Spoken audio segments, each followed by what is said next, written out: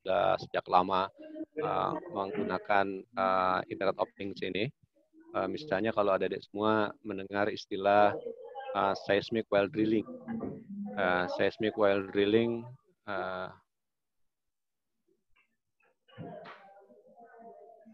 oke, ini saya harus jawab dulu. Belum bisa sharing. Seismic well drilling atau look ahead. Jadi pada ujung bit itu ditanamkan satu source ya, kemudian direkam di permukaan oleh geophone, kemudian di hasil data tersebut dikirimkan melalui satelit ke satu server. Misalnya saya ngebor di pedalaman Papua, kemudian datanya tersebut dikirim ke Houston. Secara real life. Kenapa ke Houston? Ya karena di sana terdapat server yang cukup powerful untuk mengolah misalnya real time perspective migration. Ya, jadi sambil ngambil data, sambil proses dan itu menentukan langsung real time image-nya diperoleh. Oh ternyata yang menjadi target saya itu berada pada posisi XYZ sekian dan bisa memberikan pengarahan kepada engineer di lapangan mengenai direction ya, gimana arah sumur bor, berapa derajat, berapa inklinasi XYZ, berapa thickness, jangan-jangan saya sudah masuk ke zona yang tidak diharapkan. Jadi secara real time image tersebut peroleh dan dilaporkan langsung ke orang di lapangan ya, para engineer di lapangan. Demikian juga dengan geothermal misalnya untuk real time monitoring untuk MEQ ya. Jadi dipasang alat-alat di lapangan geothermal, dimonitor kawan-kawan di Unila, para dosen mungkin sudah tidak ya dipasang, kemudian melalui satu aplikasi bisa dimonitor rekamannya secara real time atau mungkin dengan automatic picking ya dengan machine learning atau pattern recognition langsung real time untuk event recognition ya gitu ya, event recognition. Nah ini dia udah. Kok malah saya jadi admin. Oke, sekarang saya udah bisa share.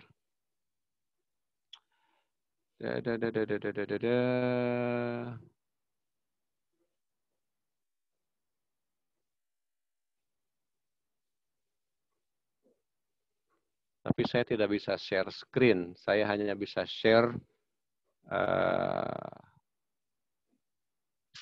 saya hanya bisa share satu window saja. Artinya mungkin kalau saya kelihatan ya.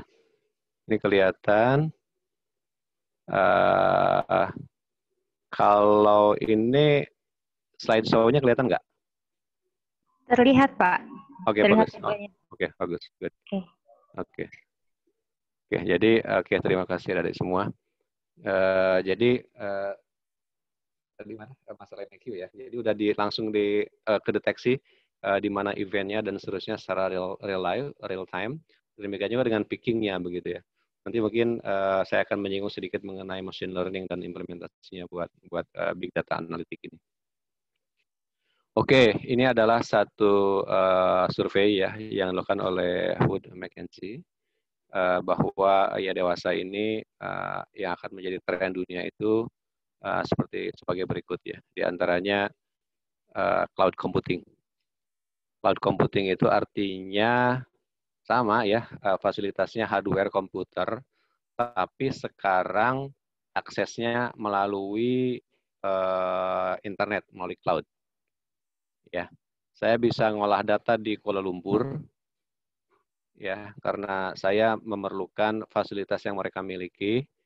Saya bisa olah dari Jakarta, datanya dikirimkan melalui FTP, ya, akan ada ground staff di sana yang akan membantu untuk setup dan sebagainya. Lalu saya bisa melakukan processing dari mana saja. Itu cloud. Atau saya bisa hosting, bisa nyewa beberapa mesin di Google Cloud, ya, Google Cloud Platform. Jadi bisa berlatih dengan free megabyte atau gigabyte barangkali untuk space di Google atau di AWS, tahun kalau tidak salah, bisa dicoba. Naruh bisa programming di sana ya, kalau memiliki keterbatasan komputer bisa melaksanakan fasilitas mereka untuk melakukan penelitian. Ini cloud computing ya. Kemudian Internet of Things. Tadi saya sudah menyinggung sedikit. Ini hanya menjadi tren saat ini. Ini tepat sekali seminar kali ini mengambil topik mengenai Internet of Things. Karena memang sudah menjadi tren. Semua orang berbicara mengenai hal ini. Dan sekarang kalau kita dengar Pertamina sendiri arahannya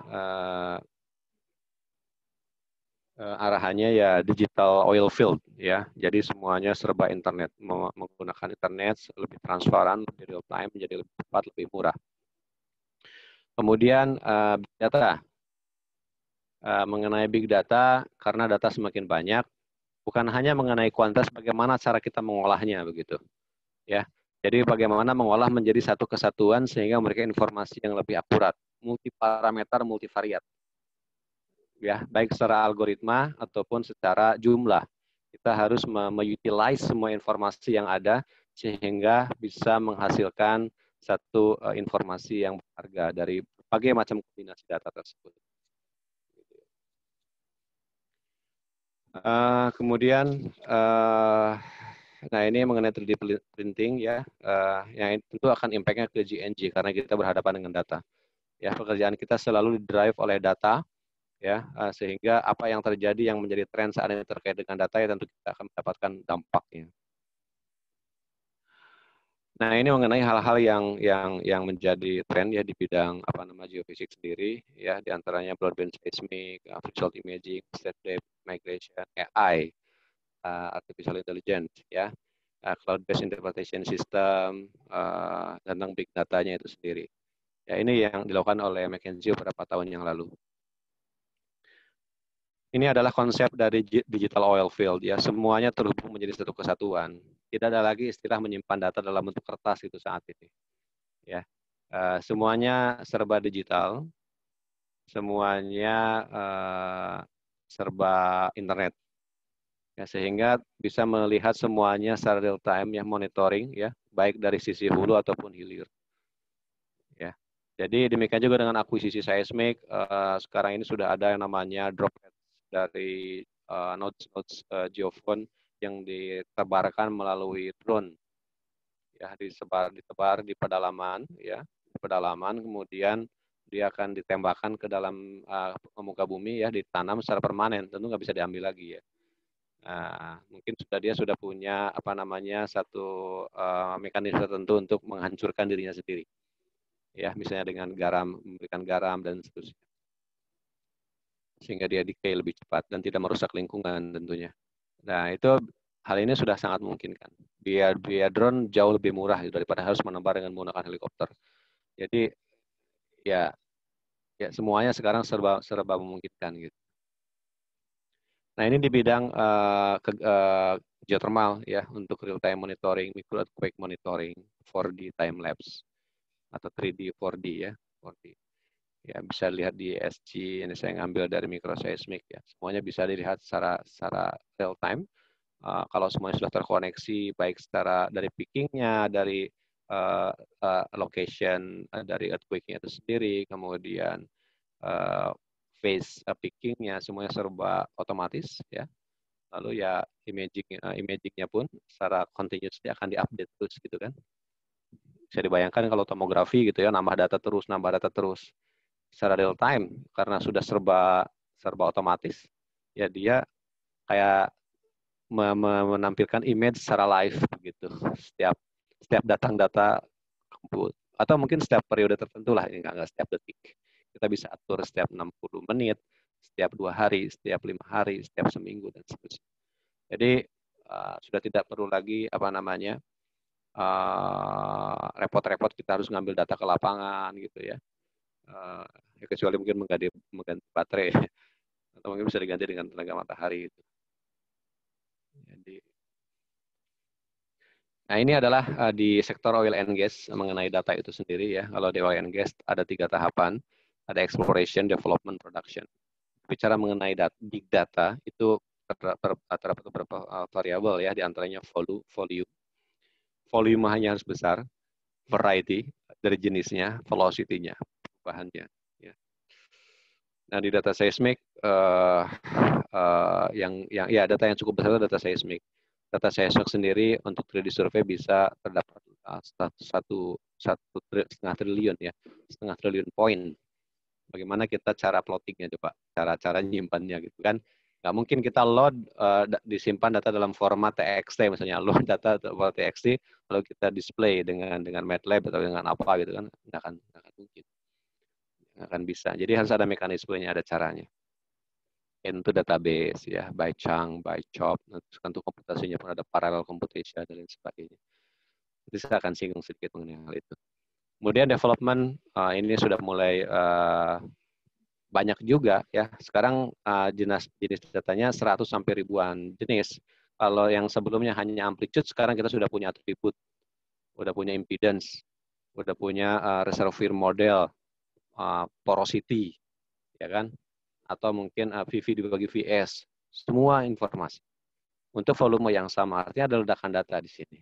Demikian juga dengan data yang lain, data reservoir, data well, marker, dan sebagainya.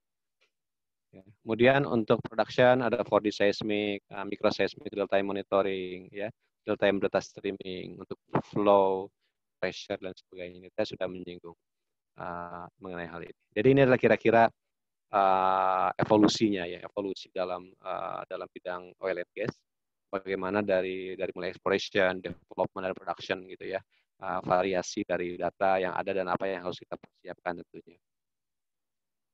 Demikian juga dengan perkembangan teknologi yang menyebabkan data menjadi lebih besar, lebih banyak. Kita mengenal dengan yang namanya data explosion, ledakan data. Awalnya data 2D mungkin ukuran POSTEC hanya 3-20 MB. Kemudian atau kalau short gathers-nya mungkin 100 MB sampai 5 GB lah untuk data 2D itu. Ya kan? Kemudian beralih ke 3D, ukurannya udah mulai meledak. POSTEC sekarang 5 GB sampai 10 GB gitu kan, mulai besar. Apalagi short gathers-nya 100 gigaan ya, dari mulai 5 GB menjadi ratusan. 4D seismic ya tentu tergantung tahunnya, berkali-kali lipat. Narrow azimuth, full azimuth, high density, single sensor. Ini semakin lama semakin teknologi semakin berkembang, kebutuhan data, space, dan sebagainya pun semakin besar. Dari mulai sekarang petabyte of data. Bagaimana memproses data ukuran 10 petabyte, sementara RAM kita hanya berapa 4 giga misalnya, nggak bisa gitu ya. Nanti ada spesifikasi mesin yang harus dipenuhi sehingga kita bisa handling big data seperti ini. Ya. Atau mungkin nanti dengan data geothermal, nanti saya punya contoh melakukan tomografi untuk data dengan jumlah sel jutaan. Bagaimana caranya? Gitu ya. Jadi ini adalah contoh bagaimana evolusi data ya dari masa ke masa, dari waktu ke waktu ya, semakin lama semakin besar, semakin sampling rate-nya semakin tinggi gitu ya, densitasnya semakin tinggi dan seterusnya. Nah ini sudah tidak asing, ini adalah media ya. Awalnya mungkin dulu zaman saya itu, dulu saya ada yang lebih kuno dari ini nih ya, tahun 94 dulu saya waktu kuliah. Ini mungkin lahir tahun 96 lah, kalau ini mungkin 95, 96 nih, yang 3,5 megabyte, 3,5 mega kalau nggak salah ukurannya ini, benda ini. Senang sekali dulu, bangga sekali kita punya ini gitu ya, karena bisa lebih besar. Yang sebelumnya tipis seperti kertas begitu ya, seperti cover buku, seperti kertas, ukurannya hanya sekitar 600 kilobyte, gitu kan. Sekarang USB seperti ini udah sampai 64 GB gitu ya. Bisa dibayangkan berapa puluh kali lipat gitu ya. Berapa puluh kali lipat sekarang ini. Nah, ini kalau di oil and gas dahulu ada yang namanya 9 track ya. Ada yang 3480, 3490 sampai 3592, yang mana ini bisa satu tape ini bisa memuat 10 terabyte. 10 tera dalam satu tape ini gitu. Mengapa disimpan dalam tape bukan hard disk ya, tape-nya lebih durable gitu, lebih kuat. Ya, kalau hard disk karena benturan sedikit dijatuh gitu ya, rusak. Kalau ini relatively lebih durable lah kalau tape ini. Hardware pun sama, hardware sama berkembang pesat ya. Dahulu mungkin saya masih 486, 386. Ya, sekarang mungkin udah ada iCore 9 ya. iCore 9 yang ketinggalan ya mengenai hardware, apalagi geofissis. iCore 9, RAM mungkin 128 GB untuk satu PC gitu ya, udah bisa lakukan seperti itu. Kalau harganya lumayan tinggi juga ya, lumayan tinggi juga. Ada yang second saya lihat di salah satu apa namanya toko online gitu ya, 40 juta rupiah, mungkin level kampus sudah bisa beli. Ada kalau yang second ya, kalau yang baru mungkin kisarannya sekitar 120 juta, 110 juta. Tapi kita wajiblah merasakan itu sebagai geofisikis, ya apa namanya komputer-komputer powerful seperti itu. Nah ini yang saya maksud ya, ini sekitar 10.000 US dollar, 160-an juta, ini ada 96 core, 96 core, kemudian RAM-nya 128 kalau nggak salah, ya 128. Ya. Jadi untuk single standalone mungkin ini sudah cukup bagus untuk mengolah data tomografi yang jumlah sel puluhan ribu ya sampai ratusan ribu mungkin sudah bisa. Atau 3D seismic single cube udah bisa. Nah ini kalau yang real life di oil and gas seperti ini, superkomputer namanya ya, ada semua. Ukuran speednya itu diukur dengan teraflops atau petaflops. Ini contoh Pangea yang dimiliki oleh Total ya, itu 2,3 petaflops. Jadi ini kira-kira jumlah core-nya itu coba kita lihat di sini ya. Berapa kita bandingkan dengan, nah ini Al Shaheen yang dimiliki oleh Saudi Aramco kalau nggak salah ya. Nah masing-masing node-nya itu 128 GB ya. Terdapat 6174 node ya, ini masing-masing PC-nya ya. 6174 node. Kalau yang tadi contoh ini ada berapa node nih? Oh ya, satu node 96 core ya. Ini ada, jadi sekitar 6.000 komputer tadi digabung jadi satu lah kira-kira kayak gitu ya, yang seperti ini. Komputer yang tadi yang 10.000 US dollar sebanyak 6.000 buah digabung jadi satu dengan masing-masing powernya sekian. Nah ini perlu listriknya sekitar 2,8 megawatt ya. Jumlah core-nya 157.000, kemudian ukuran speed-nya 7,2 petaflop. Nah ini sudah bisa buat simulasi apapun lah, web inversion atau reverse time migration atau misalnya data satelit, data apa namanya cuaca ya, data cuaca, data ya enak gitu kalau mengolah seperti ini. Udah satu waktu, jadi satu hit button semuanya running gitu, semua mesinnya jalan. Ya, jadi kekuatan mesin itu sangat-sangat menentukan untuk mengolah data yang cukup yang sangat besar ini. Nah kita di Indonesia, Indonesia ini sangat kaya dengan data ya. Ada sekitar 150-an cekungan ya yang ada di Indonesia ini. Ini dari Sabang sampai Merauke kalau kita naik pesawat itu 6 jam kira-kira. Data kita sangat besar. Ya terakhir apa namanya? Turki kalau kita bandingkan ya luas lautan di Black Sea itu mungkin hanya segede ini nih bloknya gitu. Tapi Turki masih bisa menemukan cadangan gas kira-kira sebesar berapa ya? 11 TCF lah lumayan. Ya. Sebagai gambaran arun blok itu mungkin sekitar 13 TCF. Ya. Ya ini Turki kira-kira adiknya Arun Blok. Dan itu sangat besar, itu bisa menopang ekonomi sekian tahun. Tanpa harus membeli gas. Uangnya bisa dipakai untuk yang lain, untuk pendidikan. Nah kita Indonesia banyak sekali. Ya, yang baru kita lihat itu masih kulit-kulitnya aja. Masih di permukaan. Kita belum masuk ke going deeper, belum bisa. Alat-alat kita masih terbatas ya, untuk low frekuensi seismik, atau tomografi high resolution mungkin diperlukan. Untuk melihat prospek-prospek di bawah sana.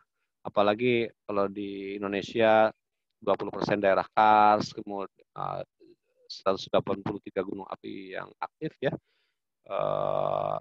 Lapisan-lapisan sedimen kita banyak tertutup oleh lapisan gunung api yang notabene soft sedimen. Ya, sehingga seismik tidak bisa nembus ke sana. Ya, hanya low frekuensi yang bisa nembus. Ya, source ya kita harus bermain dengan low frekuensi supaya bisa menembus target yang lebih dalam lagi. Nah ini mengenai lapangan. Data pun sangat banyak. Ada 50 terabyte sekarang ada di MDR ya, Megasat Repository. Ini belum diapa-apakan. Dan saya yakin ini masih belum satu kesatuan. Nanti saya sebutkan apa tantangan data kita gitu ya. Dan karena saya mengalaminya sendiri. Ya. Ini ada sekian juta item masih bentuk fisik. Bagaimana kita digitalisasinya, merubah menjadi bentuk satu format yang universal yang bisa disimpan di server, di database dan kita bisa mengaksesnya dengan menggunakan browser. Itu tantangan tersendiri. Nah, ini tantangannya ya, tantangannya. Missing section. Banyak data kita yang lama, data tahun 70-an, 80-an, data seismik ya, itu sangat berharga, ya, sangat berharga. Itu hilang. Ada sebagian shot yang nggak ke recover karena mungkin tape-nya itu lengket, nggak bisa dibuka lagi, tape-tape yang lama. Walaupun sudah di-oven, dipanaskan, nggak bisa. Itu hilang. Atau mungkin cara bacanya itu unorganized, ya, berantakan gitu. Nggak tersusun dengan rapi. Setiap FFID, shot ID, dan seterusnya itu nggak tersusun dengan rapi. Ini saya alami sendiri. Jadi saya secara manual harus nyusun begitu dikira-kira. Ini jodohnya dengan mana, pasangannya dengan mana. Gitu. Broken media, tadi saya sudah jelaskan, tape atau rusak. Ya.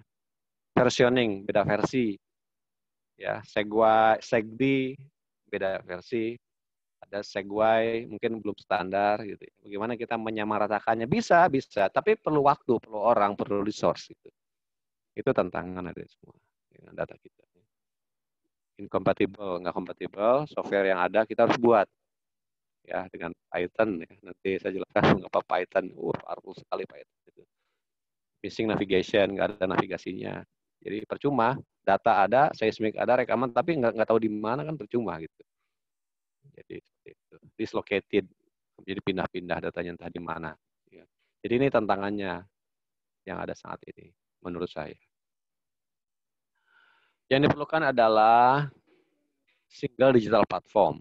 Ya, jadi semua orang, semua user, ya semua stakeholders bisa mengakses data tersebut dari manapun dengan apapun tanpa harus menggunakan software yang terpaku dengan hanya format tertentu saja, gitu kan?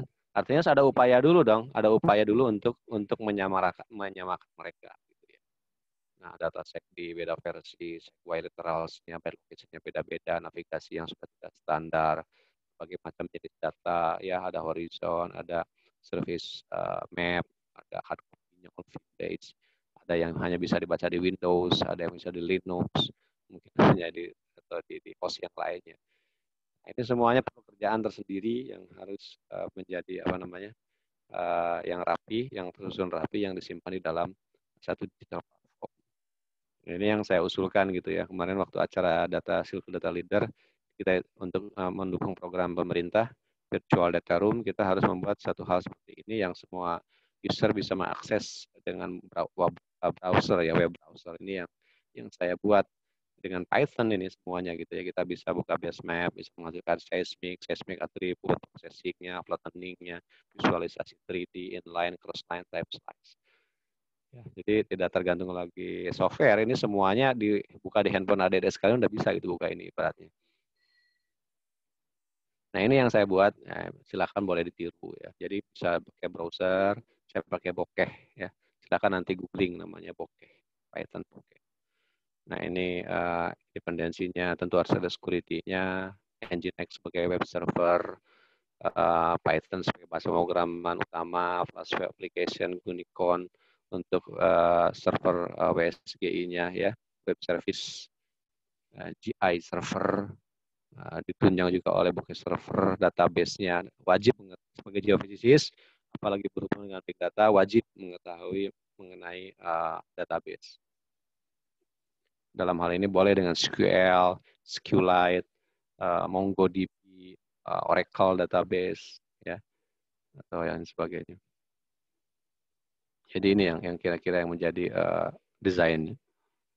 Nah ini free tools framework dengan Python ya. Anda bisa menggunakan Python, R, Jupyter Notebook ya untuk sebagai frameworknya. Kalau saya sudah dengan Python, saya sudah kemana-mana, udah ke C, Fortran, MATLAB, apalagi Perl. Jadi yang paling banyak ini tuh Python yang masih menghasilkan karena dia cukup banyak library-nya. Kita nggak usah membuat, kalau kita ingin makan, kita nggak harus pergi ke tambang besi untuk membuat sendok. Kita cukup membeli sendok. Demikian juga Python. Kalau sudah ada library, mengapa kita harus membuat? Sudah pakaikan saja, rangkaikan apa yang ada, tinggal kita berfokus kepada bidang kita gitu sebagai geofisik.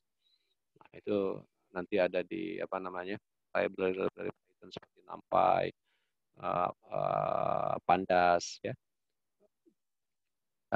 Skype dan seterusnya. Nah ini format-formatnya H5UI, Pandas, data shader untuk visualisasi real time data yang sangat besar. Ini web browser, dari web browser. Untuk zoom in, zoom out tidak perlu loading semuanya, hanya sebagian pixel saja yang dibutuhkan. Ini untuk tomografi Jawa Tengah, ini menggunakan multiproses ya. Nanti di Python bisa dilihat multiproses, manfaatkanlah jumlah core yang ada. Ini kita punya mesin kan, punya gamer lah. Saya yakin ada beberapa kita yang punya gamer laptop. Itu kan core-nya lumayan banyak tuh. Itu manfaatkan semuanya dengan multiproses. Dari pekerjaan ini, dari yang awalnya perlu waktu 2 minggu atau 1 bulan, saya sekarang hanya perlu sekitar 2 jam, 3 jam gitu ya, bahkan 1 jam mungkin untuk satu run inversi seperti ini. Jadi itulah big data ya, tentu harus dengan computer power. Sampai computer power ya algoritmanya itu sendiri. Ya, algoritmanya harus sesuai. Nanti dicoba mengenai apa namanya? Numba atau GPU utilization untuk programmingnya, untuk coding. Itu di Python udah dari tunjang lah mengenai hal itu. Ya, untuk kuda Python. Nah, ini TensorFlow dari MIT saya buat untuk digitalisasi dengan deep learning, machine learning gitu ya. Ini library sudah ada di sana, pakai keras, pakai TensorFlow, udah bisa gitu kita untuk mengolah data PNG, JPEG menjadi data digital ya, dengan menggunakan library yang sudah ada. Nanti boleh dilatih.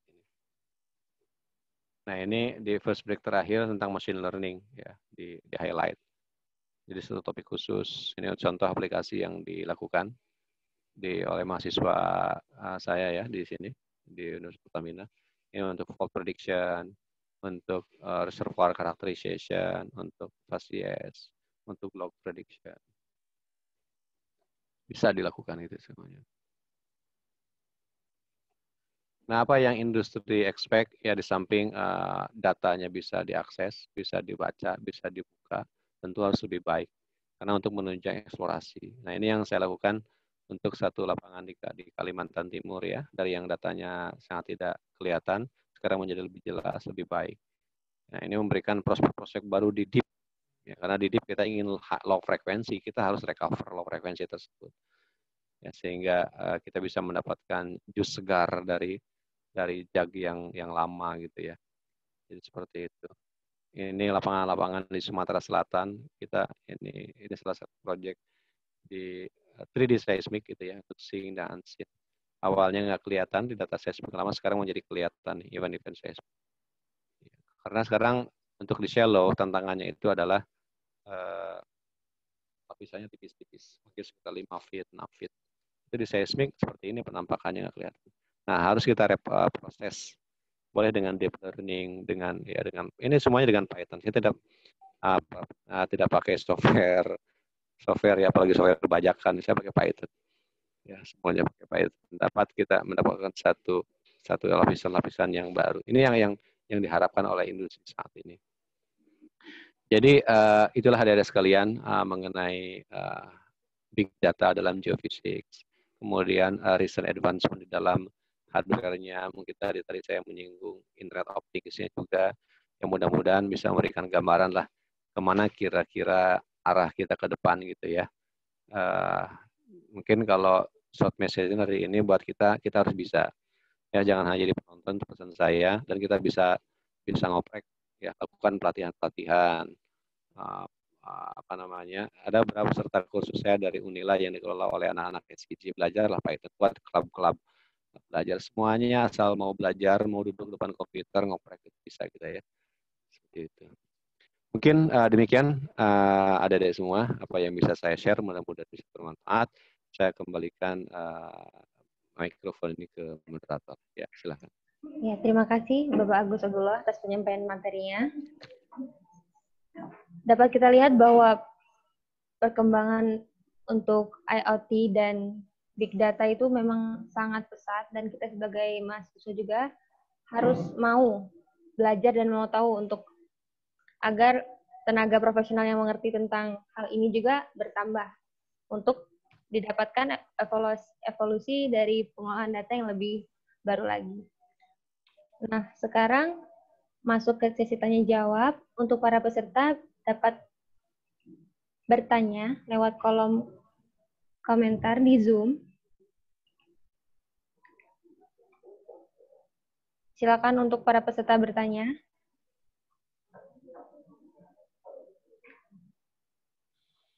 Oke.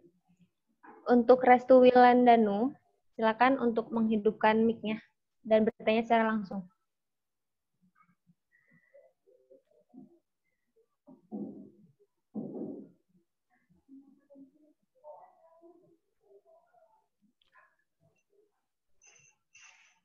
Silakan kepada Saudara Restu.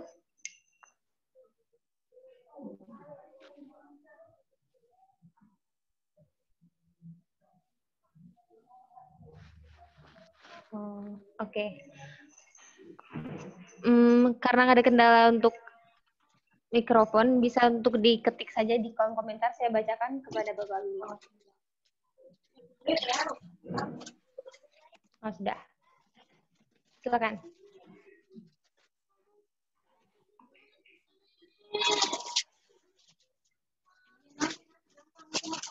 Salah lagi.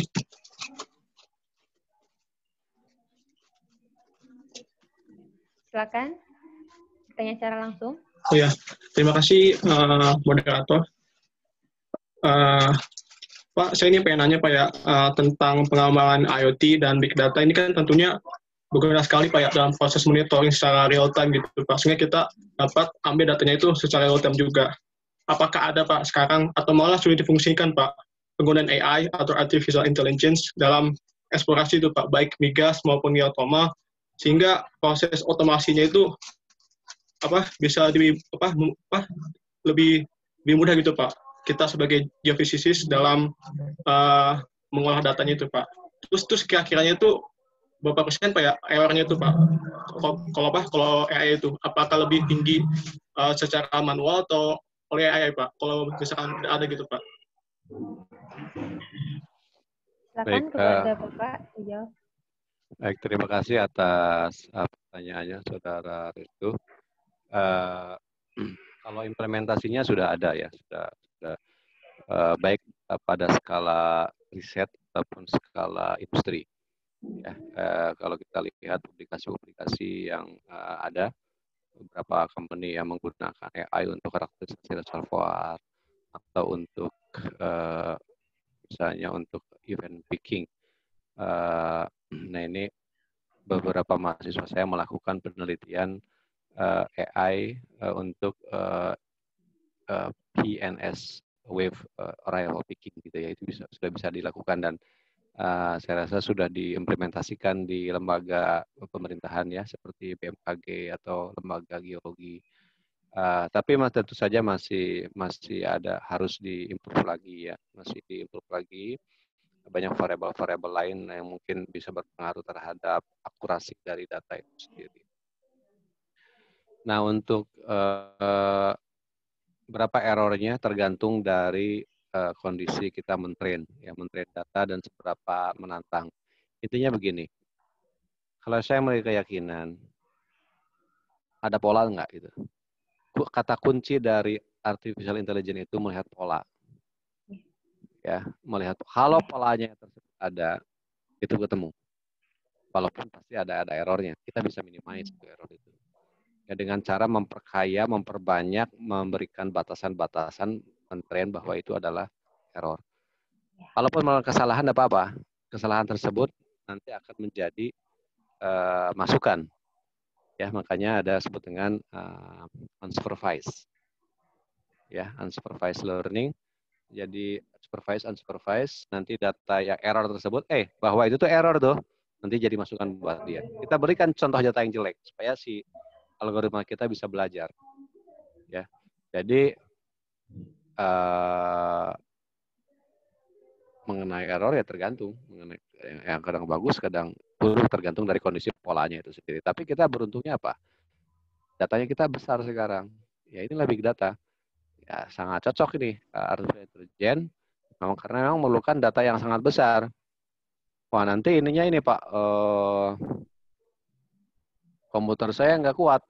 Ada sekarang infrastruktur gitu kan, kita bisa nyewa, ada semua bisa melakukan tugas akhir nanti dengan Google Colabs misalnya. Lumayan kan, lebih bagus, berapa giga lumayan dari Google Colabs bisa dipakai gitu. Jadi saya kira tadi jawaban singkatnya, penerapannya sudah ada dan errornya tergantung. Tapi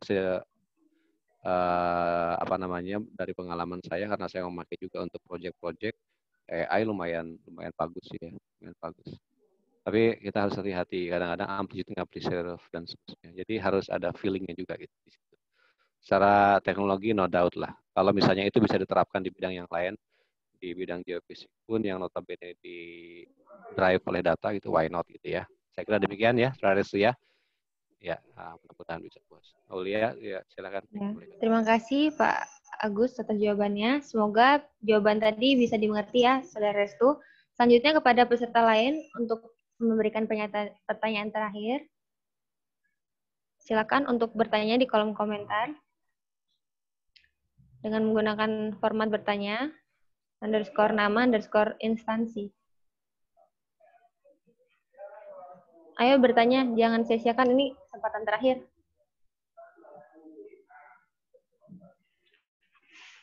Apakah ada yang ingin bertanya?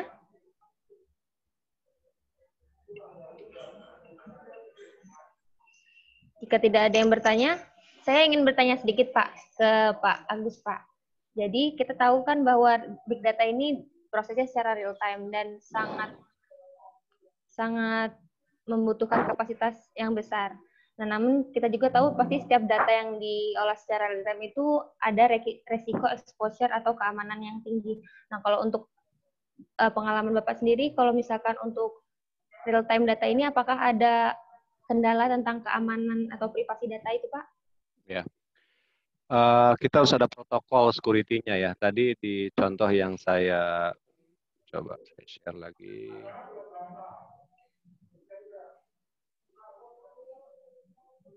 Nah, ini internet security ya, itu HTTPS.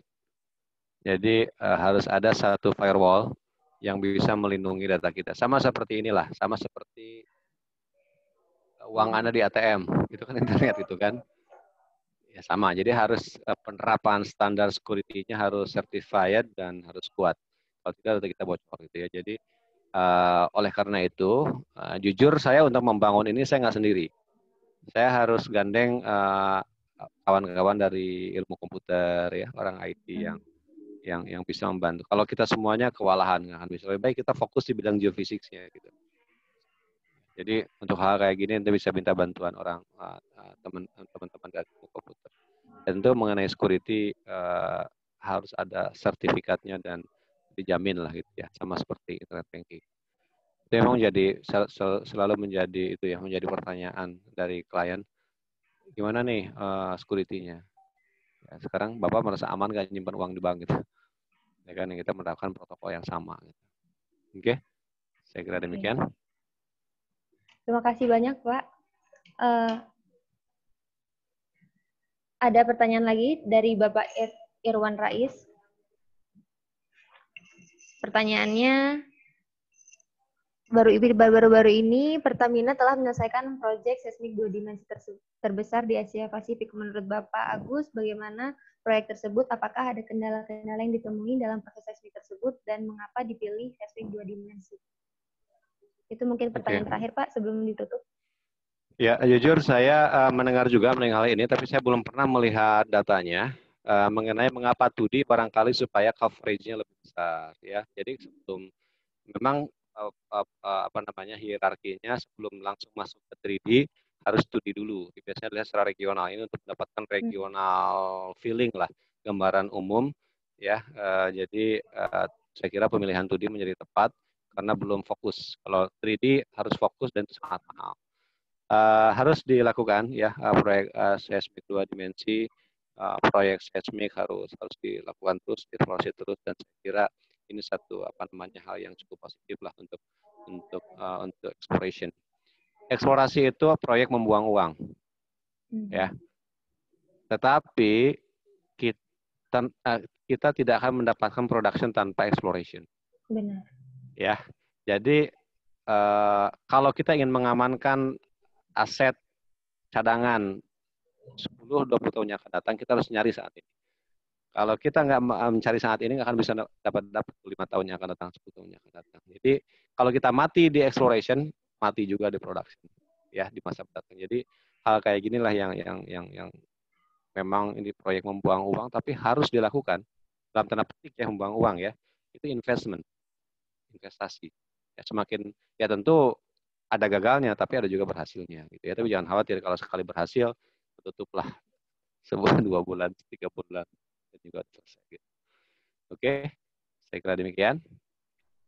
Baik, demikian jawaban dari Pak Agus. Semoga Pak Irwan Rais dapat memahaminya ya. Hadirin sekalian, tidak terasa kita sudah sampai di akhir acara. Ini merupakan sesi penyampaian materi terakhir dalam hari ini. Terima kasih sekali lagi kepada Bapak Agus Abdullah PhD yang telah berkenan untuk membagikan ilmunya kepada kita. Semoga sehat selalu ya Pak, jaga kesehatan. Amin. Ya, dan ini Aulia, ya, Pak. Ini saya mau ngasih oleh-oleh nih. Oh, apa itu ini Pak? Ada berapa peserta nih? Ada 151 peserta. Semuanya harus mencoba belajar coding ya. Oh, oke. Saya akan berikan 2 file, yang satu PDF, yang kedua itu kode-kode script Python. Tentang data analytics, big data analytics, dan mungkin machine learning. Ya, pokoknya gini, setelah mendapatkan file ini, ikuti aja dari awal. Ya, daripada main game nggak jelas atau browsing Instagram atau TikTokan begitu, belajar semuanya. Aduh, ini mati listrik lagi. Oke, Pak. Mohon maaf mati lampu teman saya. Tapi saya pakai laptop enggak apa-apa. Jadi saya akan kirimkan file ke tadi siapa ya, panitia yang menghubungi saya? Ke panitia Nuryandini Ramadhani. Oke, saya akan kirimkan filenya. Nanti bisa disimpan di Google Drive gitu, sehingga semua peserta bisa download ya. Oke. Baik, Pak. Oke, demikian mungkin oleh-oleh yang dari saya. Terima kasih oleh-olehnya Pak. Nanti akan jadi belajar mandiri, karena memang saat di rumah saja ini kita harus berusaha produktif ya. Ya, betul. Walaupun iya benar suasananya memang tidak mendukung, tapi kalau dibuat untuk produktif bisa. Terima kasih banyak Pak. Ya. Nah, nanti Pak. Pokoknya gini, kemahiran kita berbanding lurus dengan berapa lama kita duduk di depan komputer. Dan kita harus ngetik sendiri, jangan kopas ya, harus ngetik sendiri supaya jemarinya terlatih. Ya, supaya jemarinya terlatih. Jangan kopas, dipahami betul apa itu makna-maknanya setiap baris. Terus diikuti, spend waktu kira-kira 6 bulan. Ya, dari awal sampai akhir nanti harus ada laporan. Di tag saya, Pak, saya udah belajar dan saya udah bisa membuat aplikasi ini gitu. Saya senang melihatnya kalau bermanfaat seperti itu ya. Jadi saya harapkan dengan adanya campaign-campaign seperti ini, kemampuan dan minat dan semangat untuk coding geofisik makin baik lah. Dan ini kebutuhan tren industri saat ini seperti itu. Walaupun nanti bekerjanya bukan di bidang geofisik, nanti misalnya kita bisa bekerja di startup company ya, yang syaratnya mungkin bisa pemrograman, bisa database gitu ya. Nggak harus di geofisik. Kita pokoknya semakin banyak kemampuan kepakaran, keahlian yang kita miliki akan semakin mudah dalam tanda petik menjual diri kita gitu ya. Benar. Begitu ya. Oke, saya kira demikian nasihat dan oleh-olehnya. Mudah-mudahan nggak bosan ya dengar nasihat saya. Terima kasih banyak Bapak. Baik pada peserta, nanti akan dibagikan materi dari pemateri pertama, kedua, dan ketiga pada hari ini. Jadi jangan lupa untuk absen, akan dibagikan link absen di room ini, dan jangan keluar dulu karena adalah sesi yang paling ditunggu-tunggu nih. Di sesi akhir akan pembagian door prize dari sponsor. Jadi nanti sistemnya siapa yang beruntung akan dapat. Jadi jangan keluar dulu. Jadi sekarang saya serahkan kepada pihak sponsor untuk mengambil alih, untuk menyampaikan pesan-pesan. Silakan.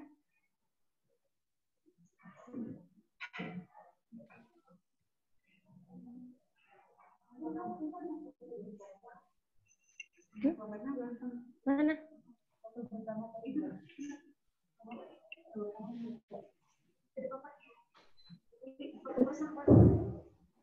Oh, sambil menunggu pihak sponsor terhubung, Pak, boleh kita foto bersama untuk jadi mohon untuk peserta untuk dihidupkan kameranya supaya ada untuk dokumentasi. Silakan untuk para peserta sebentar saja. Ya, terima kasih. Oke. Terima kasih. Oke, saya hitung ya. 1, 2, 3. Oke, lanjut ke slide berikutnya. 1, 2, 3.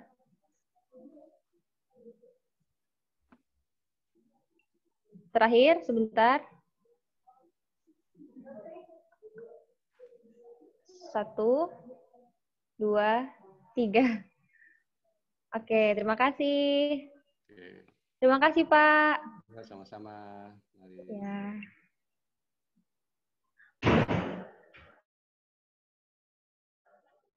Pada peserta. Nah, kepada peserta, ada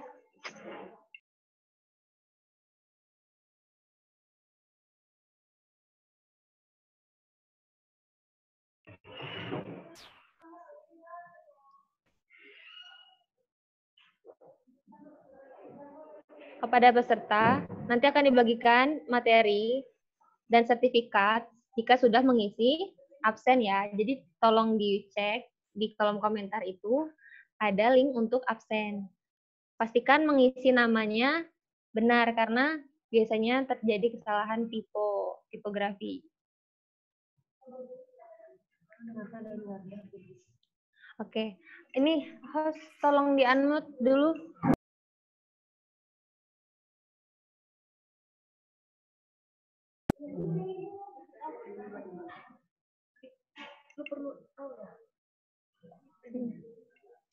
Sebentar ya, Kak. Iya, udah bisa ini, Kak. Oke. Halo, Assalamualaikum warahmatullahi wabarakatuh. Waalaikumsalam warahmatullahi wabarakatuh. Pertama-tama, saya ingin mengucapkan terima kasih banyak kepada Universitas Unila, khususnya Fakultas Teknik yang sudah mempersilahkan Wardah untuk menjadi bagian dari acara Seminar GUES 2020 ini. Tentunya Wardah sangat berterima kasih banyak karena sudah diizinkan untuk bisa sharing-sharing kepada teman-teman semua yang sekarang Alhamdulillah walaupun di sesi akhir masih stay semua, dan Alhamdulillah tadi sempat lihat-lihat juga nih materinya, ternyata keren-keren banget nih dari pemateri-pemateri kita kali ini. Perkenalkan terlebih dahulu, nama saya adalah Dila, saya adalah beauty promotor dari Wardah Kosmetik. Tapi sebelumnya nih saya mau tanya dulu nih kabarnya. Mungkin di sini saya memanggil teman-teman kakak, teman-teman aja ya, biar lebih akrab gitu ya, nggak apa-apa ya? Boleh Kak. Saya mau tanya dulu nih kabarnya teman-teman sini semua gimana nih? Alhamdulillah baik kah? Atau lagi ada yang sakit gitu? Atau semoga sih semuanya tetap sehat walafiat ya, walaupun lagi kondisinya lagi pandemi seperti ini, semoga masih bisa menjaga kesehatannya, kemudian menjaga kebersihannya dan tetap lakukan social distancing gitu. Bisa banget nih jawab di kolom chat kalau misalkan bingung mau unmute suaranya malu gitu, boleh banget jawab di kolom chat.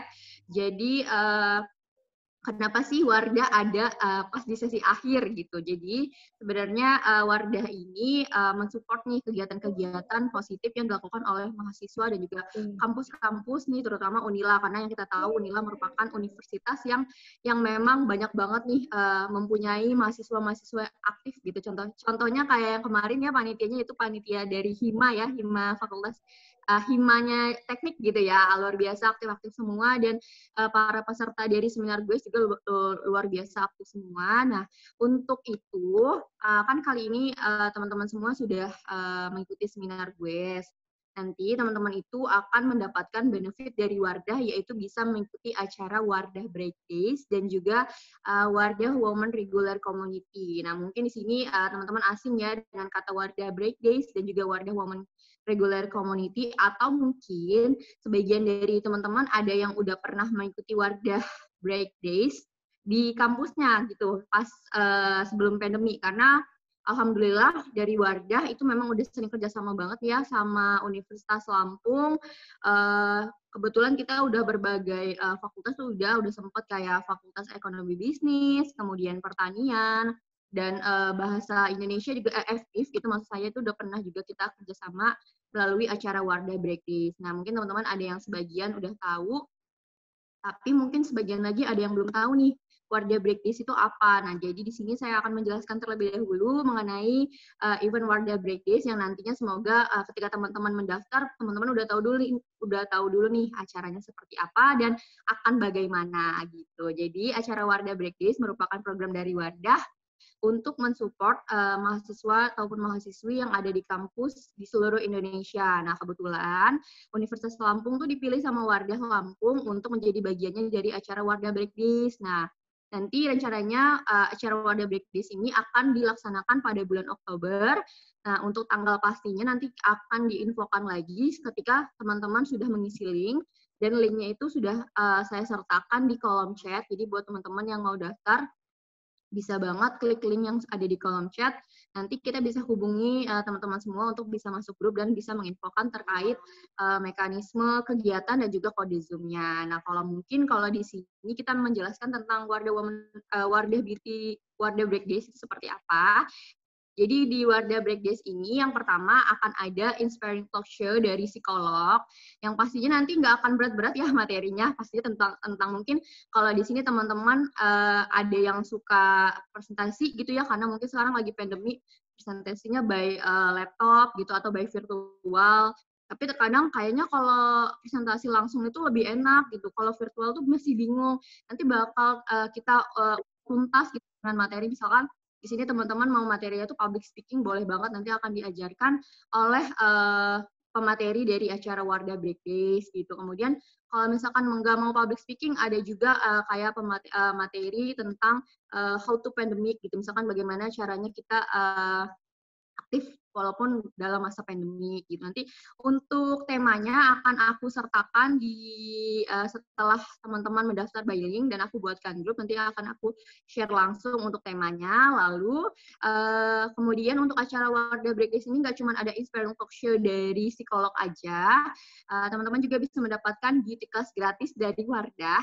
Dan acara Wardah Breakdays ini yang perlu teman-teman tahu, acara ini free. Jadi buat teman-teman yang memang di waktu weekend-nya itu nggak ada kegiatan, pengen banget ikutan Wardah Breakdays, pengen banget nih, boleh banget langsung aja daftar di link-nya yang sudah aku sertakan. Lalu untuk acaranya itu nanti akan dilaksanakan pada, kalau nggak Jumat, Minggu ya, untuk tanggal nanti akan diumumkan di by group aja gitu. Kemudian untuk acara Wardah Breakdays ini sendiri, selain ada beauty class sama inspiring talk show, ada juga game seru yang pastinya nanti teman-teman akan dapatkan ketika sudah join di aplikasi Zoom. Jadi acara Wardah Breakdays ini ada yang pertama ada inspiring talk show, yang kedua ada beauty class, yang ketiga ada skincare education, yang keempat ada game seru, dan juga bagi teman-teman yang sudah mendaftar dan juga sudah join di aplikasi Zoom pas nanti hari H itu akan mendapatkan 1 hampers atau 2 hampers ya untuk peserta yang beruntung bagi best makeup ataupun best partisipan. Jadi kegiatan itu benar-benar bikin teman-teman happy karena mungkin kegiatannya itu nggak berat-berat banget, bukan kayak yang kita ngebahas soal mungkin kalau teman-teman di sini ada yang daringnya full ya dari hari Senin sampai hari Sabtu, butuh juga nih refreshing dengan cara apa, makeup-makeupan gitu ya, mungkin yang buat cewek-cewek gitu atau yang cowok-cowok butuh banget nih kayak materi dari psikolog supaya biar lebih semangat lagi buat menjalani hari-hari walaupun kuota cepat habis gitu kan ya, walaupun kayak di rumah aja tapi tetap mau beraktivitas dan melakukan hal-hal positif, boleh banget ikutan acara dari Wardah Breakdays ini.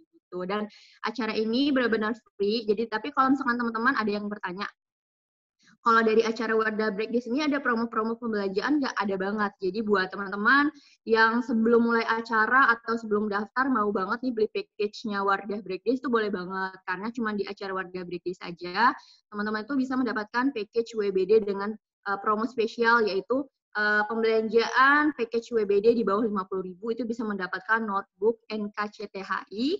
Kemudian masih ada di bawah 50.000 juga bisa mendapatkan produk dari Wardah yang series terbaru yang Lightning, sama dengan pouch dari Wardah. Dan yang terakhir di atas 50.000 itu package-nya bisa mendapatkan tote bag NKCTHI dan juga produk dari Wardah gitu. Jadi untuk packaging itu hanya ada di acara Wardah Break Days saja. Jadi kalau setelah acara Wardah Break Days, teman-teman nggak bisa beli package WBD-nya gitu. Kemudian untuk acaranya ini dilakukan via aplikasi Zoom. Nah, yang pastinya nanti teman-teman diharapkan setelah udah daftar by link, teman-teman udah punya juga nih aplikasi Zoom-nya supaya nanti bisa memudahkan ketika kita mulai acara Wardah Break Days-nya gitu. Dan acara ini akan berlangsung sekitar 2,5 jam. Tapi itu akan berjalan sesuai kondisi. Kalau misalkan memang teman-teman antusias banget nih, kita akan mungkin nggak kerasa ya 2,5 jam gitu ya. Oke, itu untuk acara Wardah Break Days. Pastiin teman-teman kalau misalkan, karena ini seatnya terbatas hanya untuk 200 orang aja, jadi buat teman-teman yang mau daftar, bisa langsung mendaftarkan dirinya dengan mengklik kolom chat yang sudah aku sertakan ya, ini ada di atas. Ada keterangannya pendaftaran Wardah Break Days, yaitu http://bit.ly/wbd virtual unila 2020 gitu. Jadi ini khusus untuk link pendaftaran acara Wardah Break Days Unila. Nah, buat teman-teman, kalau misalkan ada yang bingung mekanismenya seperti apa atau mungkin baru join gitu ya, boleh banget tanya via chat, nanti akan saya jawab. Supaya teman-teman juga bisa lebih paham nih ketika mau ngikutin, ada beauty class, habis itu ada apa lagi ya? Nah, itu ada inspiring talk show dari psikolog, kemudian juga ada game seru, dan juga ada hampers untuk peserta yang beruntung. Gitu. Hampersnya dari Wardah ya, pastinya ya. Nah, itu untuk acara Wardah Break Days, dan acara Wardah Break Days ini bebas banget, nggak cuma buat dari anak Unila aja. Kalau misalkan teman-teman punya teman ataupun kerabat dari universitas lain yang di Lampung ataupun di luar Lampung, boleh banget ikutan di acara Wardah Break Days ini supaya teman-teman juga bisa saling ketemu nih, bisa silaturahmi, bisa banyak teman yang kenal juga, itu jadi bebas banget, nggak cuma dari Unila aja. Jadi acara ini bebas buat kampus manapun, hanya saja untuk bintang tamunya itu kita bisa kerja sama langsung sama Unila, yaitu Fakultas Teknik gitu. Kemudian kalau untuk Wardah Break Days, kalau misalkan teman-teman masih bingung, boleh banget chat via chat room, nanti akan kita bahas bareng-bareng. Kemudian yang kedua itu ada benefit yang teman-teman dapetin setelah mengikuti mengikuti webinar GUES ini. Yang kedua adalah bisa mengikuti bagi teman-teman ya, bagi teman-teman komunitas aktif, mau komunitas kampus, mau komunitas di luar kampus, tapi dia melakukan yang kegiatan-kegiatan aktif gitu, itu bisa berkesempatan untuk mengikuti Wardah Women Regular Community. Bedanya apa sih sama Wardah Break Days? Jadi Wardah Women Regular Community itu beauty class untuk terkhususkan komunitas-komunitas aktif yang ada di Lampung gitu. Jadi misalkan di sini tadi aku lihat di Zoom itu ada anak Hima gitu. Nah, Hima ini punya misalkan anggota 40 orang atau 50 orang. Dan dominan anggota Hima ini cewek gitu. Tapi cowok mau ikutan juga boleh banget, karena nanti di Wardah Women Regular Community ini nggak cuma ada beauty class gratis aja, tapi kita bisa sharing-sharing nih mengenai kulit, mengenai make up, atau tips dan trik gimana sih caranya tetap aktif pada saat masa pandemi, itu boleh banget. Jadi ini terbuka untuk komunitas apapun, tapi nanti untuk komunitas yang akan dilaksanakan pada bulan ini, itu ada komunitas dari Himanya jurusan Unila ya, yang teknik. Nah, jadi kalau misalkan teman-teman di sini ada yang ngerasa komunitas Hima gitu, boleh banget langsung aja. Nanti aku akan sertakan nomor telepon aku buat langsung di chat aja. Mau daftar yang mana nih? Kalau yang Wardah Break Days itu linknya udah aku sertakan, bisa langsung diklik aja. Kalau untuk Wardah Women Regular Community ini aku akan sertakan kontak person aku buat kakak-kakak daftarin untuk misalkan kakak ada komunitasnya yang misalkan Kak, aku komunitasnya hijabers nih gitu, boleh nggak anggota hijabers aku ngikutan beauty class? Boleh banget, bisa langsung aja kontak WhatsApp aku gitu atau telepon aku untuk langsung daftarin dirinya dan juga teman-teman dari anggota komunitasnya gitu.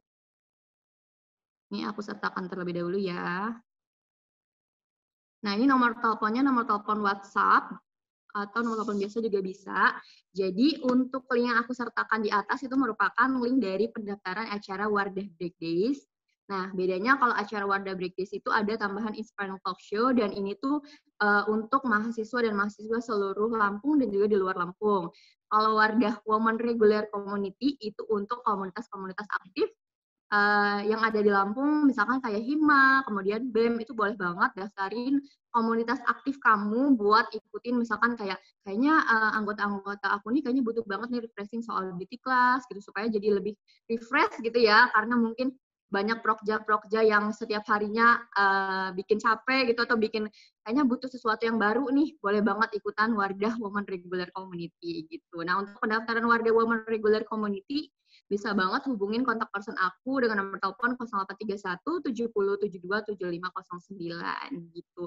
Ada pertanyaan mungkin dari kakak-kakaknya? Apakah ada pertanyaan? Kira-kira dari peserta? Mumpung masih ada Boleh Mbak banget nih Fadila, ditanyain, bisa kayak misalkan misalkan di sini kakak ada anggota komunitas ataupun kakak ketua komunitas gitu ya. Terus mau bertanya, Kak boleh nggak kalau misalkan buat bulan depan buat komunitas-komunitas aku? Nah, itu cara mekanismenya pendaftarannya seperti apa? Boleh banget tanya di kolom chat. Nah, mungkin aku akan jawab dari pertanyaan aku mungkin ya, Kak Aulia ya, Kak. Jadi kalau misalkan nih kakak punya komunitas aktif, misal kayak BEM gitu ya. BEM ini punya anggota cewek-ceweknya ataupun cowok-cowoknya itu sekitar 90 orang gitu. Nah, jadi buat bikin semangat lagi nih, biar ada kegiatan-kegiatan walaupun lagi pandemi, pengen ada nih kegiatan bareng sama Wardah, itu boleh banget. Karena nanti di Wardah Women Regular Community, selain ada beauty class, ada juga pengumuman buat best makeup ataupun best partisipan yang akan berkesempatan untuk mendapatkan hampers menarik dari Wardah. Dan 2 kegiatan yang tadi aku sampaikan, itu akan mendapatkan e-sertifikat yang nanti akan aku kirimkan via Japri ataupun via email. Gitu. Jadi buat kakak-kakak yang mau daftar langsung acara Wardah Break Days, boleh banget klik link yang sudah aku sertakan. Ini ada keterangannya pendaftaran Wardah Break Days, itu http://wbd-virtual-unila 2020. Linknya bisa langsung diklik aja dan bisa langsung daftarin diri teman-teman semua.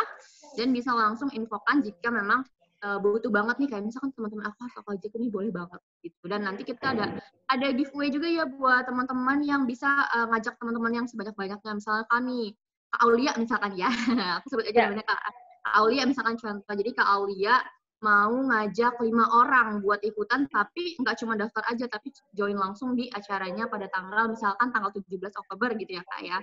Nah, Kak Aulia bisa berkesempatan mendapatkan hampers di luar dari hampers base partisipan gitu. Wow. Jadi ajak teman sebanyak-banyaknya karena ini acaranya seru banget.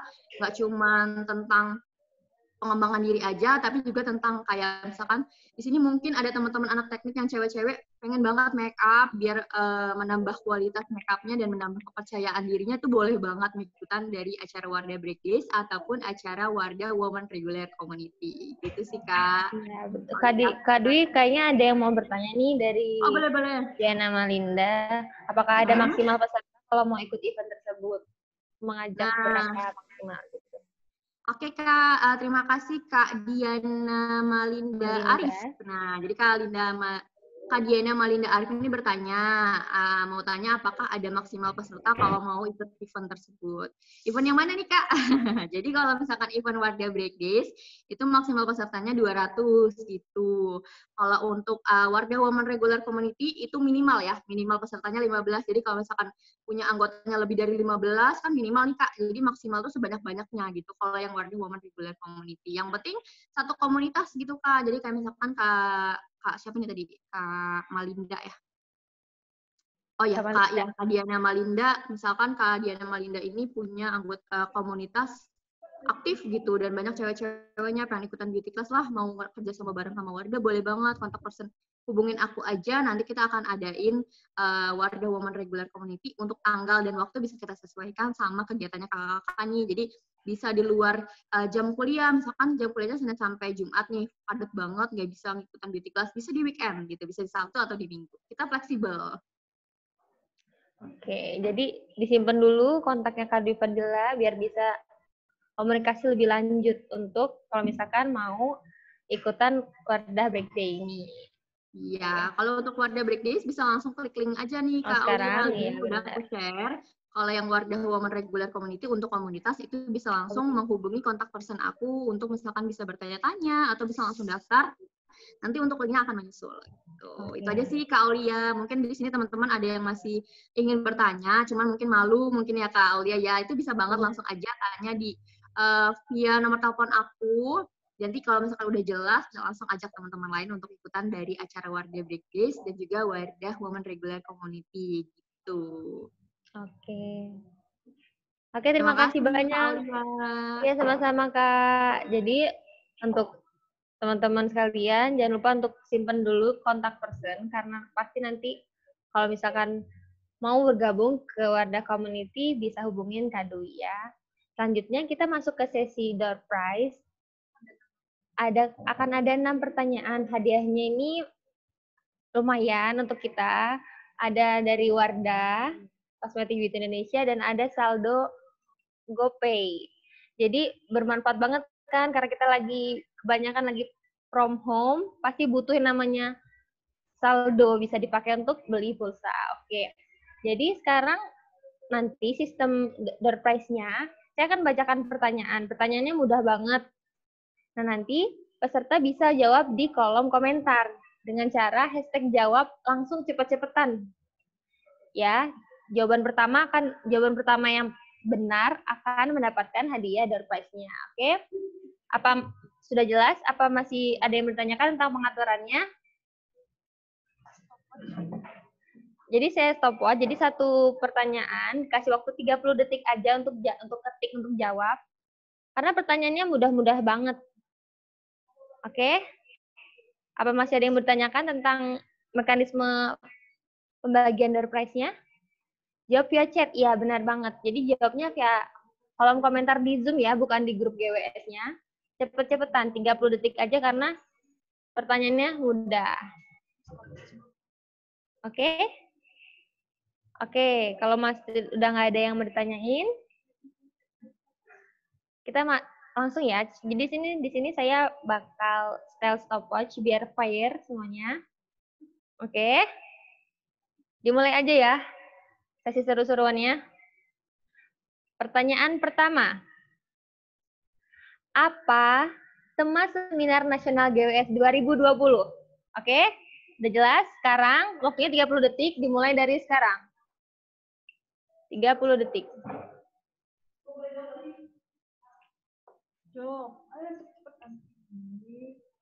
Jawabnya langsung ada jawabannya ya. Hashtag jawab langsung. Tema seminar nasional GWS 2020. 10, 9, 8, 7, 6, 5, 4, 3, 2, 1. Oke. Sekarang kita cek ya kolom komentar bareng-bareng, jadi kita bisa fair melihat siapa yang benar-benar duluan dan benar. Oke? Kita lihat. Sudah habis waktunya ya. Saya lihat dari Kak Saprudin, mohon maaf belum benar. Untuk Alin Syarina Dwiyampi jawabannya IoT and Big Data Challenges in Applied Geophysics for Optimizing Energy Indonesia. Benar banget. Nah, berarti nanti untuk pemenang ini akan dikontak panitia. Jadi nanti akan dikasih link untuk kontak panitia ya. Dan yang belum menang seperti Adiati, Faik Muhammad, dan Restu jangan kecil hati dulu karena masih ada 5 pertanyaan lagi. Pertanyaannya mudah-mudah banget kan, jadi siap-siap semuanya di keyboard tangannya karena ini cepet-cepetan, 30 detik aja, langsung kasih hashtag jawab terus jawabannya, oke? Jadi pemenang pertama jatuh kepada Adiati ya, maksudnya kepada Alin Syarina Dwiyampi. Oke, lanjut ya, adil ya.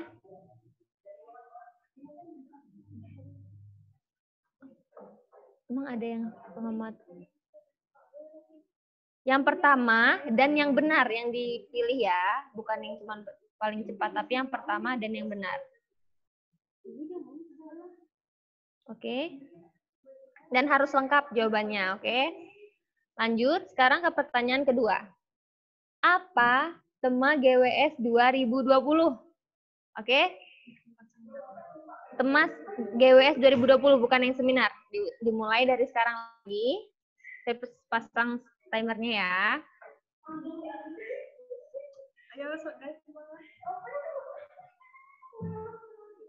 Kelihatan timernya?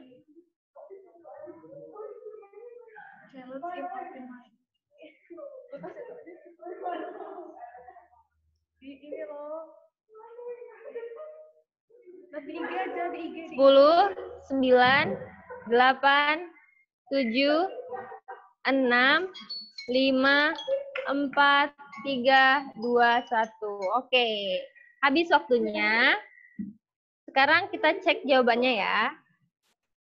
Ada jawaban dari Desi Angelika Baita. Challenges in optimizing exploration for energy storage in a large scale for sustainable energy in Indonesia. Bener banget. Selamat untuk Desi Angelika Baita Putri. Jadi pemenang kedua untuk pertanyaan kedua. Desi Angelika Baita nanti akan dikasih kontak ya untuk pengiriman hadiahnya. Hadiahnya bakal ada dari Wardah dan ada saldo GoPay. Lumayan banget untuk kita gunain sehari-hari. Oke, itu baru pertanyaan kedua. Masih ada 4 pertanyaan lagi. Oke, udah siap ya? Kita lanjut ke pertanyaan ketiga. Pertanyaan ketiga ini lebih mudah lagi. Kalau misalkan menyimak pasti tahu apa itu jawabannya. Oke, siap ya? Pertanyaan ketiga. Bagaimana kondisi panas bumi Indonesia terkini? Oke, nah ini bagus-bagusan pendapat aja deh. Ayo, dimulai dari sekarang. Harus ada alasan yang bagus ya.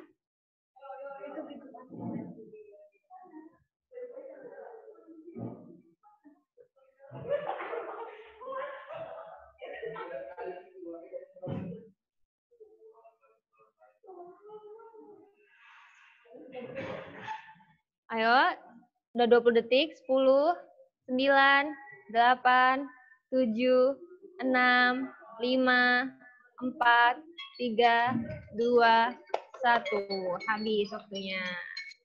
Oke, habis waktunya. Sekarang kita lihat jawabannya. Karena ini subjektif, jadi kalau pendapat, kita lihat yang paling benar dan yang paling cepat ya. Kita lihat dari jawabannya. Kondisi. Ada yang jawab baik. Aduh, baik banget. Baik itu terlalu umum. Juara 2 sedunia. Bener sih, juara dunia sedunia. Gimana juara 2 di sedunia? Maksudnya di sini kondisi secara general ya. Kalau ini kurang mendeskripsikan, mohon maaf. Ini jawaban dari Saprudin Pulungan. Indonesia berada pada peringkat 2 dunia.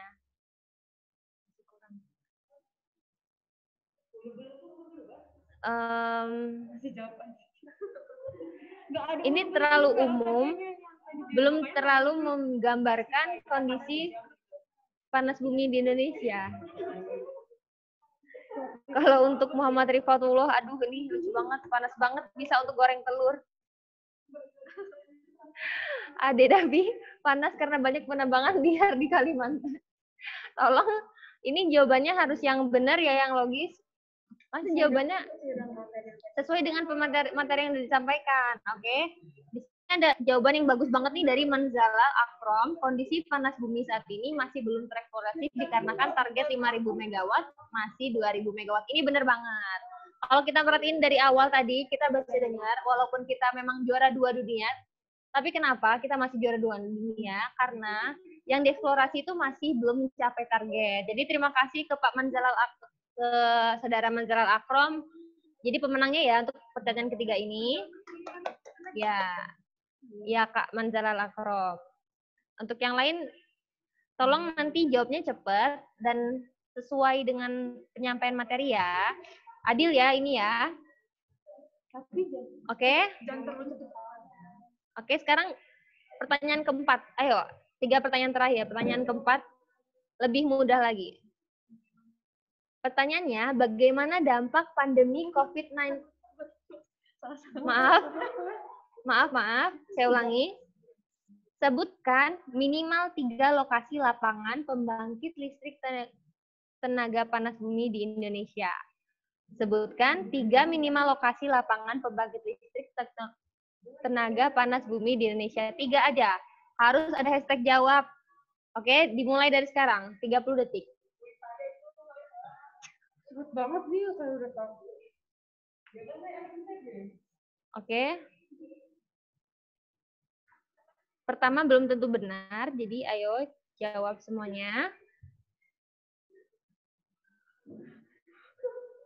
Saya hitung mundur ya. 10, 9, 8, 7, 6, 5, 4, 3, 2, 1. Waktunya habis. Oke, sekarang kita lihat lagi ya bareng-bareng jawabannya dari atas di kolom komentar. Jadi semuanya bisa fair ngelihat. Nama lapangan panas buminya ya teman-teman, bukan cuman daerahnya. Nama lapangan panas buminya. Kita lihat. Muara Labuh, Sibayak, Salak. Mohon maaf, kurang tepat. Kita lihat selanjutnya. Maaf ya, saudari Tasya kurang tepat dari ITB. Ada Muhammad Rifatullah, Jatim, Sumatera, Papua. Nah, ini kurang tepat karena kita tanyakan lapangan panas buminya, bukan hanya daerahnya ya. Kita lihat selanjutnya, Ahlakul Karimah, Ulu Belu, Sarula, dan Komojang. Nah, ini benar banget. Ulu Belu itu merupakan PGE di Ulu Belu, emang namanya Ulu Belu. Sarula merupakan namanya pembangkit panas listrik Sarula, dan Kamojang ada di Kamojang. Jadi kalau Jatim, Sumatera, Papua tadi terlalu general, jadi kurang tepat ya. Nah, jadi untuk pemenang pertanyaan keempat ini jatuh kepada Ahlakul Karimah. Oke. Adil ya semuanya. Jadi yang diambil yang tercepat dan terbenar.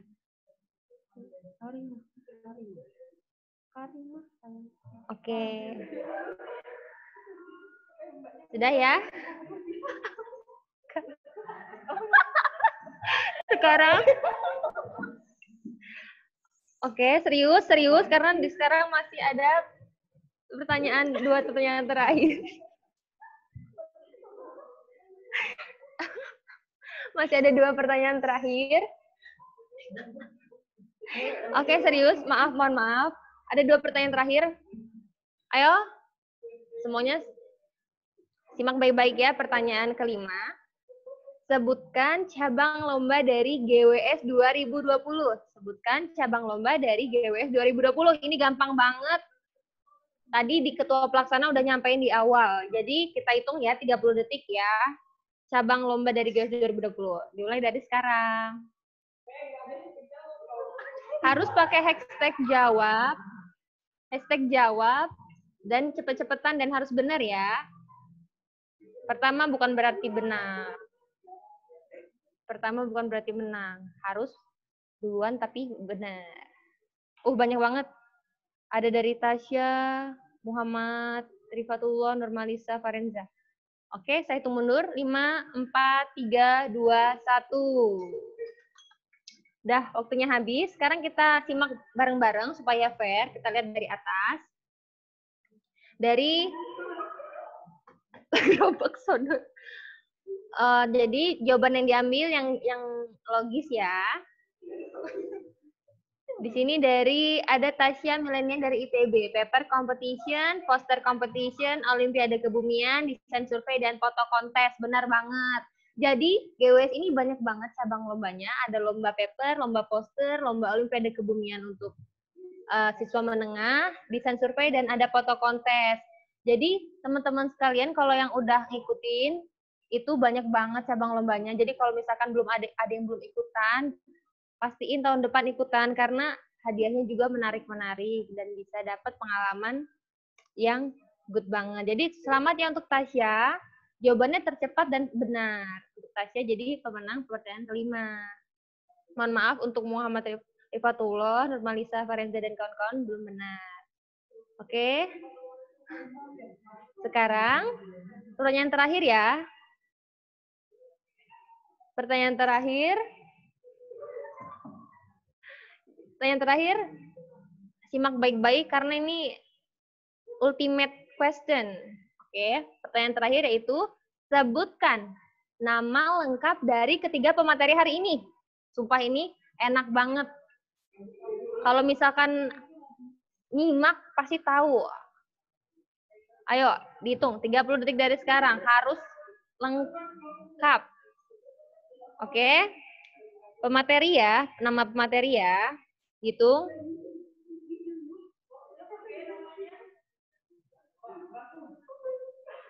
Nama pemateri. Pemateri hari ini. Tiga-tiganya ya. Saya hitung mundur. 10, 9, 8, 7, 6, 5, 4, 3, 2, 1. Waktu habis. Oke, coba kita lihat. Peserta ini menyimak nggak? Siapa yang menyampaikan materi dari awal sampai akhir? Kita lihat bareng-bareng dari jawaban paling atas. Dari Aldi Trian. Insinyur Ida Nuryatin Finanhari, Agus Abdullah, dan Insinyur Prijanjaro Effendi. Nah, ini kelihatan. Berarti tadi belum kenal sama pematerinya. Jadi sebenarnya tadi kan Ibu Ida dan Bapak Prijanjaro itu berhalangan hadir sehingga diwakilkan oleh pemateri yang lain. Jadi kurang tepat ya untuk Kak Aldi. Mohon maaf, kita lanjut selanjutnya. Kita lihat dari Alma, cuma hashtag jawab, mohon maaf. Jawab itu bukan nama orang. Jadi harus ada nama lengkap untuk Ahdiati Fauzia, Insinyur Ida Nuryatin Finanhari, Agus Abdullah, dan Ismail Argo. Aduh, sayang banget Agus Abdullah dan Pak Ismail Argonya benar. Tapi untuk Bu Ida Nuryatin itu berhalangan hadir, sehingga tadi pertama kali diwakilkan oleh yang lain. Jadi kurang tepat untuk Ibu Insinyur Ida Nuryatin Finanharinya ya. Apakah ada lagi jawaban yang lain? Dari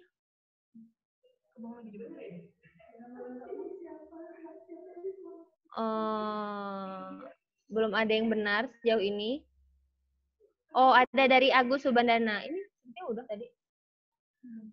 Bapak Edi, Bapak Agus Abdullah, dan Bapak Ismail Argo. Benar banget. Selamat untuk Kak Agus Subandana, benar banget jawabannya. Jadi pertama tadi adalah Pak Edi yang mewakilkan Insinyur Ida, Ibu Insinyur Ida. Yang kedua itu sebenarnya Pak Ismail Argo. Yang terakhir tadi barusan kita dengarkan sama-sama baru namanya Pak Agus Abdullah. Jadi benar ya jawabannya. Untuk pertanyaan terakhir ini dimenangkan oleh Kak Agus Subandana. Oke. Untuk yang lain jangan berkecil hati karena sebenarnya banyak banget lomba-lomba di GWS yang hadiahnya tuh lebih dari door prize ini.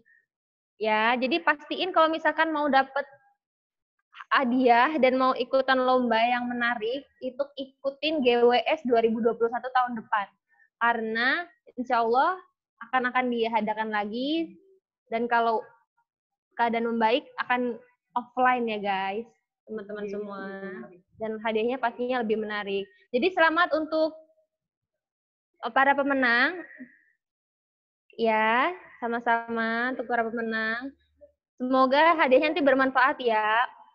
GoPay-nya bisa digunakan untuk pesan GoFood atau bisa untuk beli pulsa juga tidak apa-apa.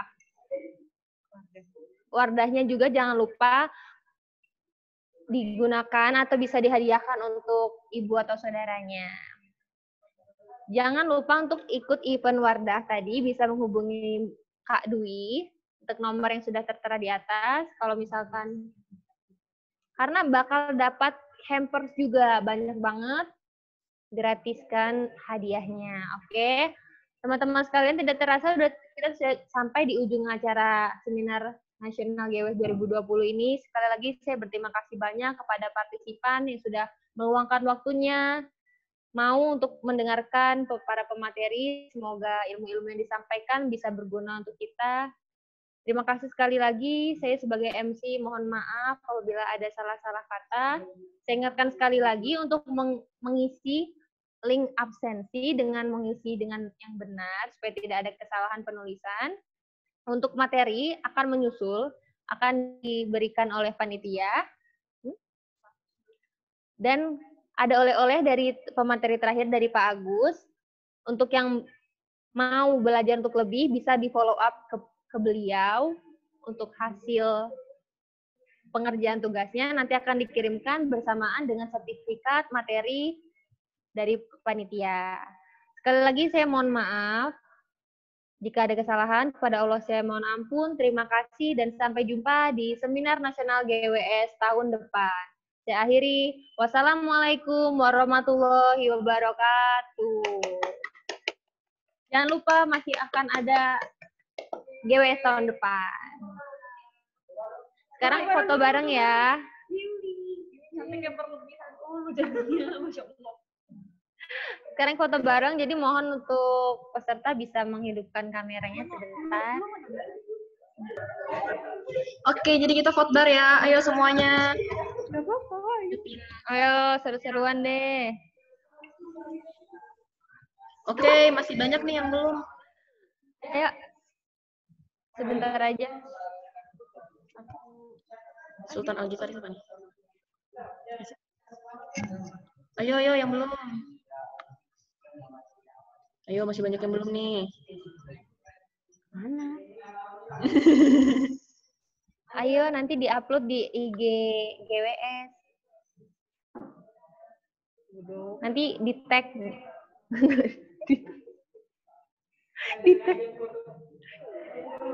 Oke, 1, 2, 3. Cikrik.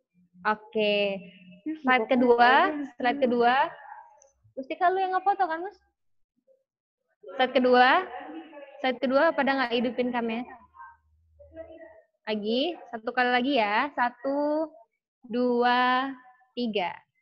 Oke, cantik-cantik dan ganteng-ganteng banget. Makasih banyak sekali lagi pada para peserta. Mohon maaf jika ada kekurangan dan kesalahan. Jangan lupa untuk selalu jaga kesehatan. Pakai masker kalau keluar rumah dan jaga jarak jika berkumpul dengan teman-teman. Oke? Salam hangat untuk semuanya. Jangan lupa di rumah aja. Oke? Terima kasih. Boleh untuk live Zoom-nya.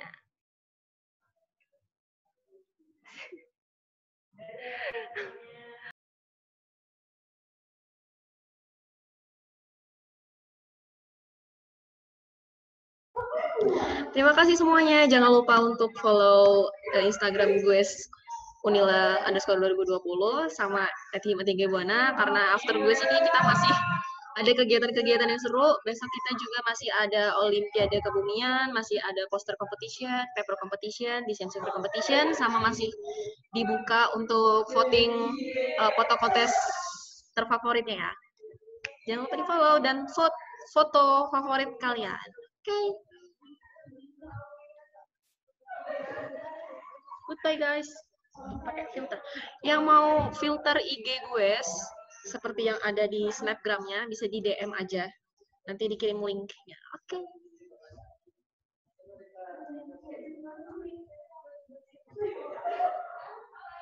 Makasih panitia, salam sayang buat Kak Mustika.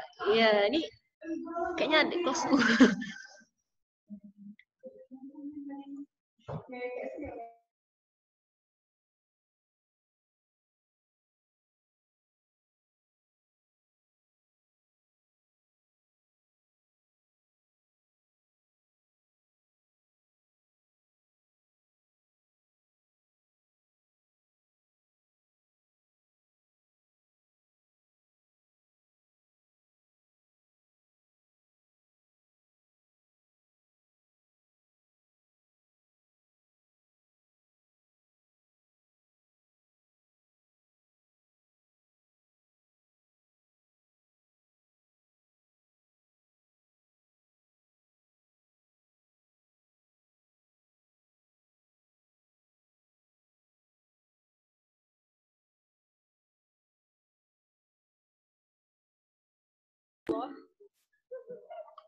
Udah. Nah, peserta boleh keluar ya. Jangan baperin anak orang. Orang udah gue. Ya kan kedengeran dari sini Jambolo. Oke, bye-bye. Karita. Karita. Karita.